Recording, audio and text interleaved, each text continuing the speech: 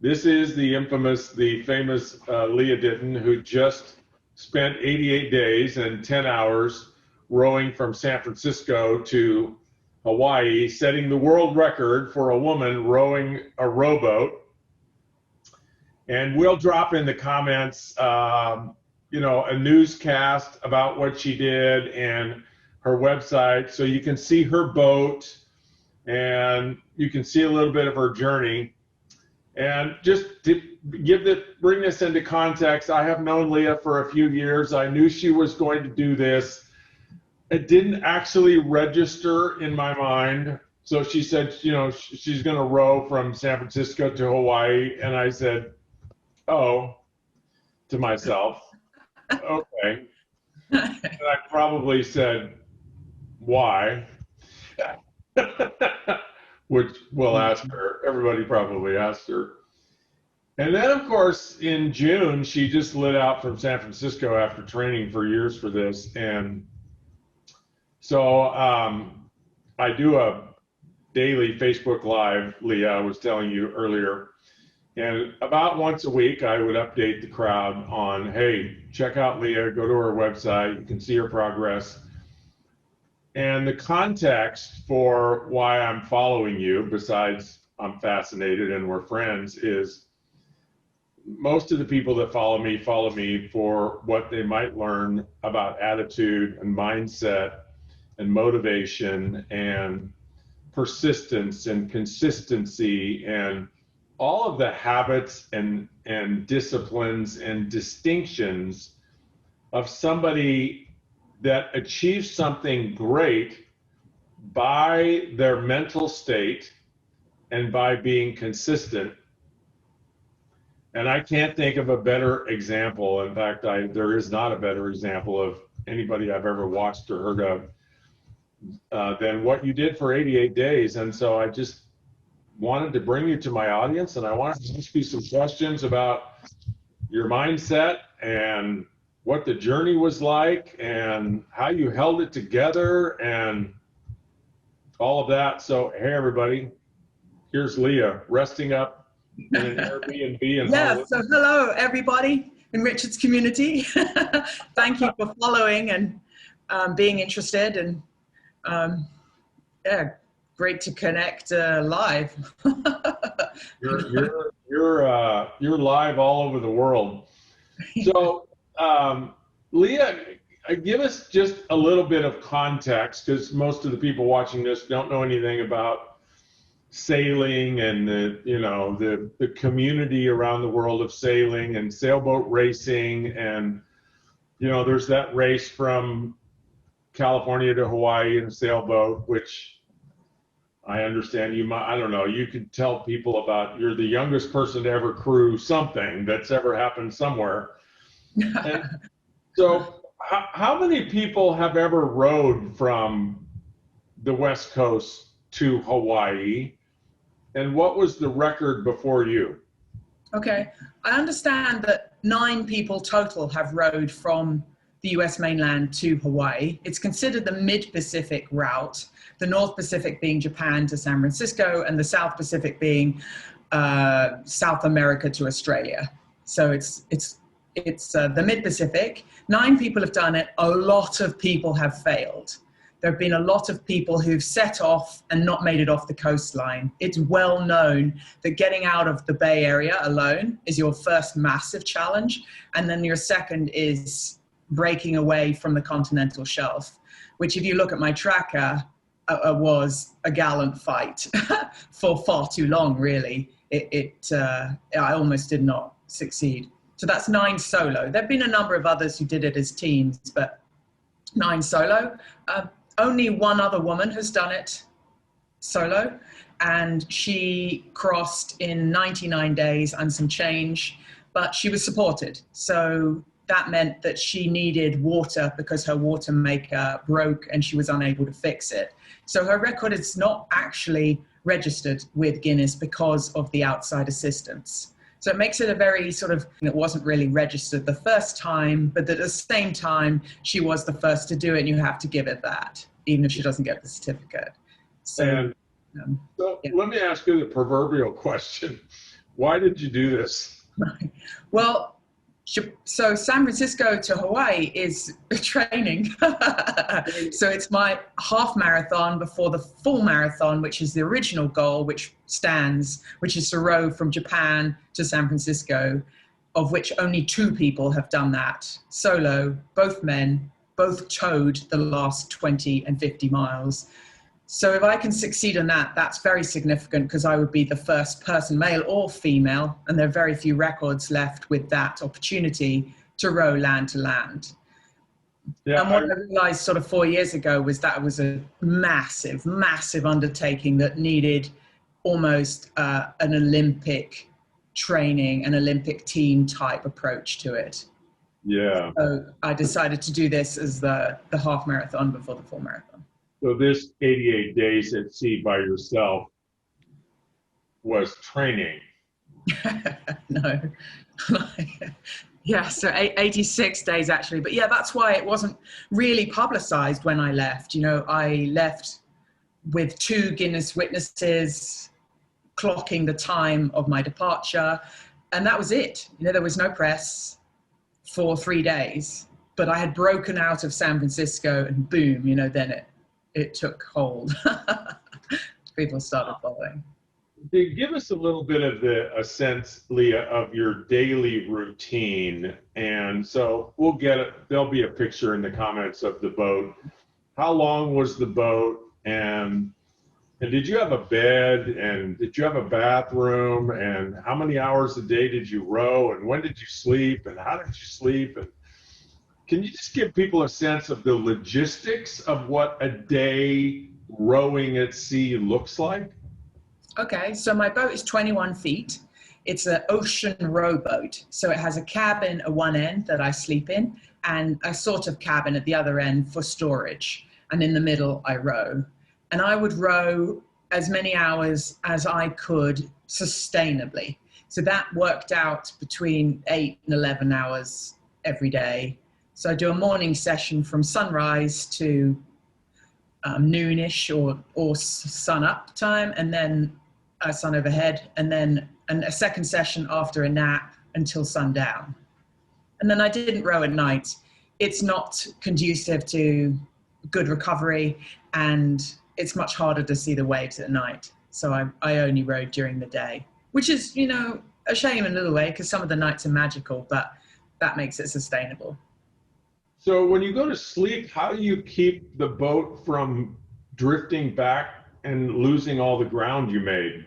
Great question.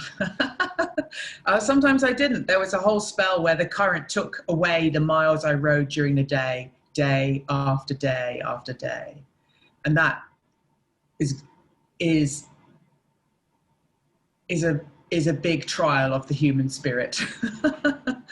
Yeah. So I'm gonna get into that. I want to learn how you managed your mind during this. But tell us about some of the more fascinating things that happened. So you capsized twice. Right. So the first time, let me just explain what that means because most people don't really know. The first time I capsized, I was rowing and I was thrown out of the boat. The boat turtled and did not come back round. And so what caused that was a freak wave, but it was a wave that was breaking and breaking and breaking. And I've only ever seen one like it, and that was the day before. And so once it started to go into the third break, it created an avalanche of water. And I knew that no matter what boat I was in, we were getting rolled. I knew when I saw the waterfall, literally waterfall, we were going in. And so I got thrown into the water. It's still quite inconceivable to me how I managed to turn round a 1,300-pound boat myself. And I know. So it was right side up. Yes. Like people would maybe know about that in kayaking. So the kayak is upside down and you got to flip it. Yeah, right. you kind of climb up it and then your weight brings it back down. But my weight's not significant for 1,300 pounds to bring it back down. So what must have happened was wind or wave came along a little bit at the time and it coordinated. But you miss one beat of time in that and the boat settled. It's not rolling back.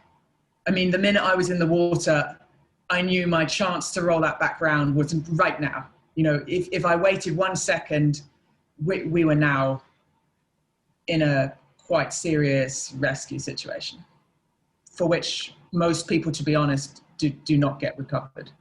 Yeah. So speaking of quite serious rescue situation, who's coming to get you 1,000 miles from shore? I was about 500 or 600 from the West Coast at that point. So there were shipping lanes nearby me. However, when I rolled the second time, that was not the case. I was 1,000 miles from land and 36 hours from the nearest shipping lane, which stunned me even at the time. And so, okay, we have the 2 capsizes, but the other thing that was a bit of a surprise on this trip was sharks. But we know that there are sharks in the ocean. We know they're in the Pacific. We don't expect to see them, or them doing laps around my boat, which was the first shark I saw, and the second one ravished the tuna fish that were following me. It was like being in an episode of, National Geographic in the middle of it. I remember reading about this. You had yellowfin tuna that were following you every day right next to the boat. Yeah, it was like a fish escort. And they were big. They were 4 feet, 5 feet, and beautiful. I mean, I'd be hard pushed to want to fish them. They were just so stunning to watch. And they used the shadow and the sort of proximity of the boat as shelter from the very thing that, like the shark that wanted to, eat them for breakfast. Right. Amazing. So Leah, when's the first time mentally on this voyage that you started questioning whether you could do it, you would do it? How many days out? Before I left, actually, because someone died on that route a little further ahead before I left. And then another person died a few weeks in. She was a friend of yours too, wasn't she? She was another ocean rower. We're a small community. It affected me greatly. And the first one, could be rationalized. He had made a lot of decisions that led to the boat capsizing and his demise. But Angela really didn't, the second one. She was found attached to her boat in the water. And then a German ship diverted to recover her body. But she was on my path, and that was really tough. I was going to row past the lat long that she had, that was her last. And I think really in hindsight, there should have been a discussion about me aborting the trip. Because of mental attitude or weather, or? It just puts a shadow over it. It just, right. In a way that you can't quite understand at that time. It's something you have to digest. And you can't do it while you're in the boat. I had a sister ship to her boat. It was so very much could have been me. And then it was nearly me. So twice. So that was difficult, and yeah, it was difficult. What's the story you told yourself that had you go anyway? I trained for this. I trained for this like no one else has trained for this. So you were prepared? Yes. Mm. Even psychologically, to deal with all the events that I had to deal with. So now you're out at sea. When's the first time out at sea you said to yourself, oh, crap, this isn't good. How do I get out of here?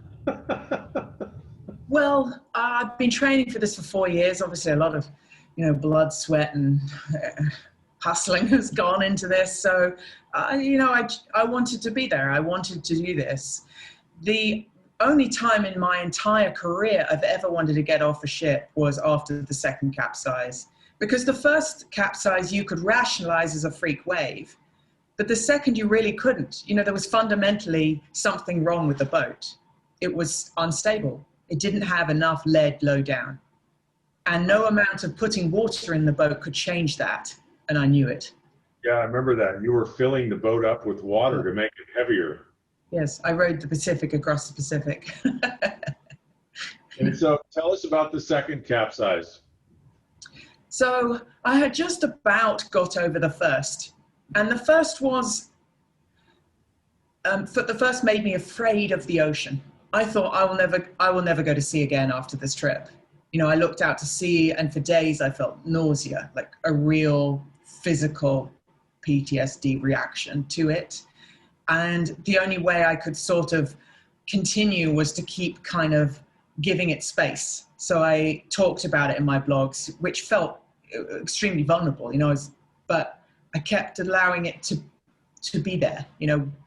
I think Elizabeth Gilbert has a wonderful quote which says that fear can come on the bus, but fear cannot drive, but fear can have a seat. And I think that's important to acknowledge that it's there, and to just keep acknowledging that that's there, and then you can keep going. To suppress it is a very bad idea. Anyway, so we just got over that. And then the weather had turned great. Finally, I had sunshine. Finally, I was out this endless bank of unlimited clouds. Things were good. I was on track. And I took a nap. And out of the blue, I mean, the wave, there was cross swell, so it wasn't a freak wave, but it's just a wave that caught the boat. And over we went again, this time with the hatch open, and I was asleep. So the first thing I know is I'm thrown against the wall and we're upside down, and there is a mammoth amount of water pouring into the hatch and a voice in my head screaming, "Get out, get out, get out. You know, you're going to drown." And then the boat self-righted, and we were left full of water. So the boat was leaning hard over. That's very, very dangerous, because if another wave came, boom, we wouldn't roll back around. You know, the boat was precarious and unstable, and everything was soaked. And I just couldn't believe that this was happening again. But in that moment, now I have to save myself. Okay, the moment of emergency is gone, but we are now in this very precarious situation. I have to bail that water out, and I have to bail it out now. So I'm getting everything that's heavy and putting it on one side and just bailing. And what kind of stuff did you lose in those two capsize? What kind of stuff was destroyed and useless that was, I don't imagine you super overpack for a trip like this. You probably figured out how many days this was going to take you and designed everything down to the milligram. What did you lose and have to throw out or didn't work anymore? I lost the communication devices. So I had wired the boat. 100% of it was wired by me, not necessarily by choice, but because of COVID, the electrician wouldn't come. So in a way, it's a huge godsend, because if you wire it once, you can wire it again, and you can find the problems. And when things are wet, you know immediately what to turn off. So the electronics were fine. I mean, you really couldn't continue if they weren't. It would just make things extraordinarily hard.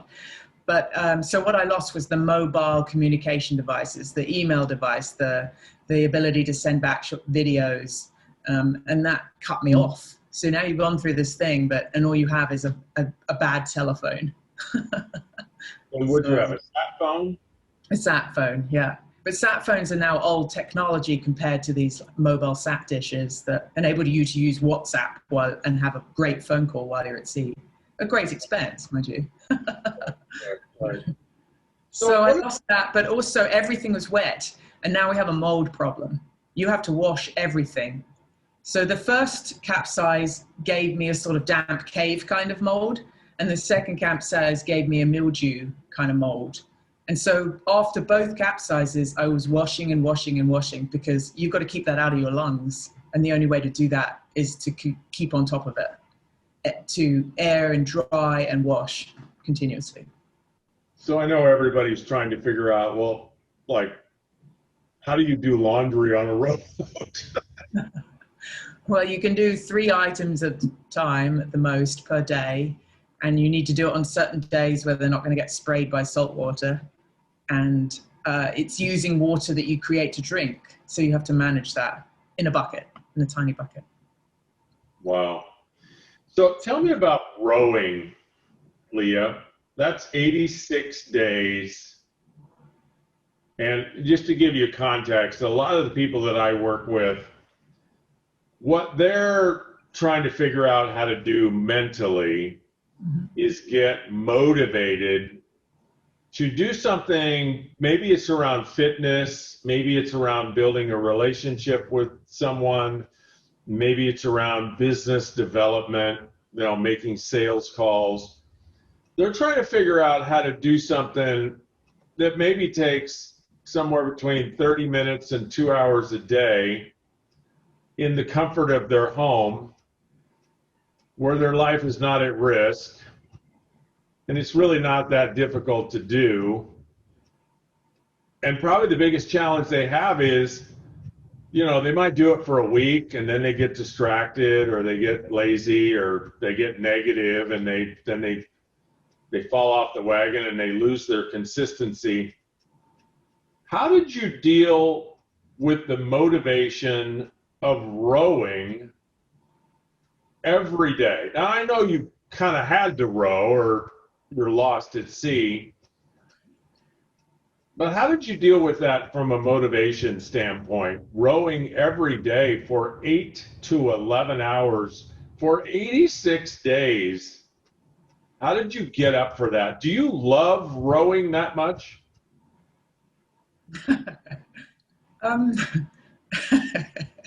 Well, there's probably the right now answer, and then there's the next week answer. Right now, you're not that interested in rowing, but knowing you'll be training. I think you have to find the bigger reason. The reason I didn't go out there to row. I went out there to connect with people and take people on a journey. And that's much greater. The rowing's just the method of doing that. But my sort of big things I believe in are, one is unity, like taking as many people with me as possible, because I know I'm going to a place that most people will never see. I'm going to experience things that most people will never experience. And I take that responsibility seriously. I am your eyes. So while I'm rowing, I'm not rowing and thinking this is terrible. I'm thinking, how do I describe this to someone who will never experience this? And that gives me joy. And so that's why I'm so disciplined about blogging every day, because that's what it's about. And beyond that, it's about throwing open the doors of possibility for small children and girls in particular. Because I see that, when kids come down to the boat, they don't think that what rowing an ocean is impossible, but we educate out of that. Right. And as a woman in particular, I want to say, you can be an astronaut and go to the moon in different ways. And that's why there are these colorful characters on the boat. They were designed by the cartoonist who drew The Simpsons. His name is Wes Archer. And they all have characters, Ellie Jellyfish and Bobby Octobubble.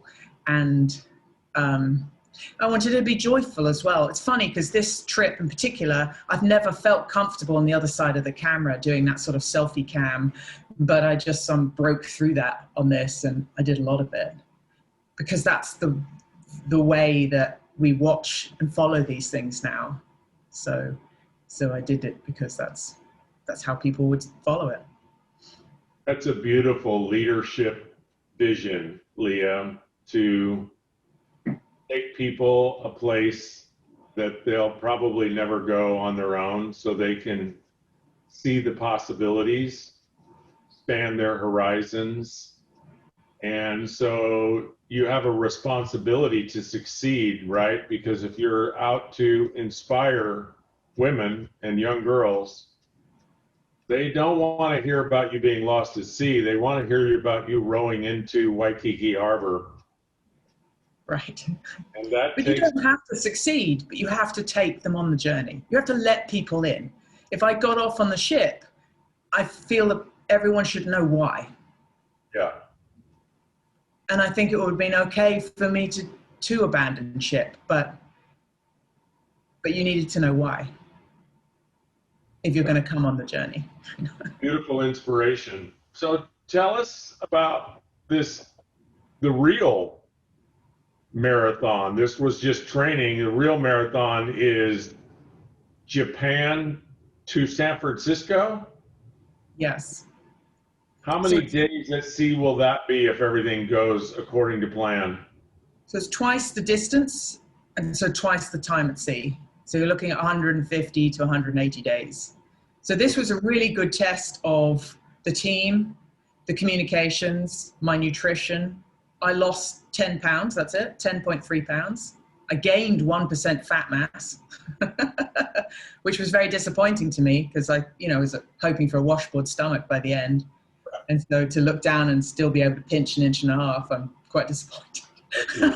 But the joke in ocean rowing is that it's really an eating competition. And if you can win the nutrition, then you can stay strong towards the end. And being able to row 24 hours at the end is a huge testament to the work we've done on the nutrition. So yeah, it was just a test all round, and there was a lot learnt. There really was. We were all thrown into situations of which we had no experience, like the capsizes there, and helping me after the capsize, and what is it if you get off on a ship? What is that experience? How do you actually get off onto a ship? Yeah, like a big freight. What do you take? You take a passport. What else do you take? How does the big ship maneuver around your rowboat to pick you up? Right. So sometimes they have you swim, sometimes the cargo net. In a way, once I got all the information back about that, I'm like, okay, which one's scarier? Going with a bunch of shipmates to China alone as a woman. I mean, I might just stay on my boat and battle through my mental demons. So people probably want to know what you ate and what was your nutrition, and I'm proud to be a very small part of that. But what did you eat on that boat every day? A lot of nuts. So 400 calories of macadamias alone, 400 of peanuts, dried fruit, so apricots, dates, baby food for fruit, and dried meat, flat pack salmon, and then Huel and Vibe protein powder, these powdered meals in mixtures of my own creation that end up being like bags like that. That's a meal. That's part Vibe, part Huel, part bunch of other things. That's a part of breakfast. Mix that up in a shaker bottle, or what? How do you eat it? Where's the shaker bottle? Yeah, in a shaker bottle. So. Wow. All right, so Leah, back to Japan to San Francisco. Okay, really. You're 83, 84 days out. You have 2-3 days to get to Honolulu. Mm-hmm. Are you really up for another 80 days at that point? I wasn't. I was desperate to come in the sense that, I was in a boat that was unsafe. But I liked it. I liked it out there. Don't leave me out there forever. But I wasn't. I cross oceans for a living. That was my 14th ocean crossing. It's an amazing place, Ocean Planet. It's wonderful. I love it. And that's why I want to take everyone, with me. But yeah, so I don't think, I'm not fazed by it. It's funny because I didn't know that I was not fazed by it, right? Because 86 days is the longest I've ever spent at sea. 74 days was my Atlantic crossing with another person. And prior to that, my longest solo is 29 days. So once you're over the 40-day hump, like after the 1 month misery moment is big, where you can't quite remember the departure and the arrival seems almost unreal and out of reach. But once you're over that, you're good to go. But that first sort of month and a bit is really hard because you've still got the attachments to land. You still have the memories. But a couple of months in, you forget what real food is and what real food tastes like. And what land looks like. And yeah, is it still there? Then you get a bit concerned, you know. So, wow. but that won't be next year. It was scheduled for next year, but there's no way that I can recover and prepare in time now for next year. And so I decided that I'm going to slice up this boat. So I'm flipping the schedule. The plan was to slice up my boat after rowing the North Pacific. And I've been selling the slices. It's an art project called Slice of History. And each slice owner buys a 3-inch ring frame of the boat. And the idea is that these slices would go on the walls of homes and offices and schools, not to tell my story, but really what it's come to represent, which is perseverance and dogged, unwavering perseverance, determination and dogged wavering. She just said she's buying a slice, but wow. So I don't know. I don't even know what else to ask you, Leah. I mean. Well, I think if you're talking about coaching, I think there's something I'd like to tell your audience, if that's okay. And the main thing that kind of got me through all of that is finding my inner coach. You know, if you read some of my blogs, I shared what my inner coach said, but it was like barking orders at me. You know, when I was in the water in the first capsize, it was like, don't let go of the boat, you know, find the grab rail. I'm like, geez, you know, who is this thing in my head, you know? You know, and the moment where I had grabbed the handrail, but I didn't put my fingers around it, and the voice goes, put your fingers around it. And that's when I knew I was in shock. You know, we weren't quite functioning, and it was very important that I got back on that boat. But the inner voice is really interesting, and how I don't quite know how it just gets stronger with time, the more you allow it to guide you. Yeah, well, there's an old Native American fable about inside each of us are 2 wolves, and a young warrior asking the medicine man about the fable wants to know, one wolf is, you know, the wolf that is going to lead us to succeed, and the other wolf is the evil wolf that's going to lead us to fail, the ego wolf. And the young warrior wants to know from the medicine man which wolf wins out. And the medicine man wisely says, the one you feed. Wow. So that inner voice you have fed, and you fed it long enough and potently enough so that it rose up to save you when you needed saving. And yes, you entertained the failure wolf, the evil wolf, the ego wolf. What if I can't? What if, you know, what if this doesn't work right? You entertain those thoughts because we're human. And which one wins out is the one we pay the most attention to, the one we train, the one we edify, the one we love, the one we empower, that voice. And you're just an amazing champion, Leah, for all women, all young women. And gosh, young women today absolutely need great role models. I hope they make a movie out of this. And thank you. Get a new boat. let us from Japan to California, which for me is just unthinkable.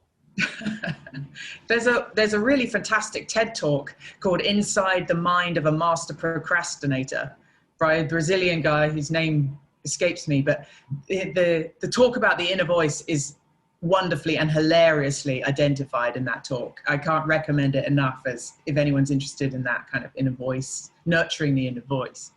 But I think mine came out of incremental experience, you know, and acknowledging that failure is the way forward, that you have to fail in order to learn to go forward. Like I tried to set a record around the Farallon Islands, which are west of San Francisco. And it was really, if I had succeeded the first time, what would I have learned? But I remember that. Yeah, the failures were galling and public, you know, but you know, then they nurture experience. You build from that, and then when you get it, when you succeed, it's that much sweeter. Beautiful. Well, Leah, thank you so much. I know you've done a ton of interviews, and what you really need to do is rest. And I don't know what you need to do, but I don't think I know. Thank you very much. I've enjoyed this.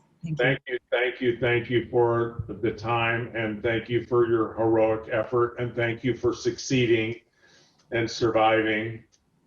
Thank you for your courage and your words of wisdom. You're a true gift.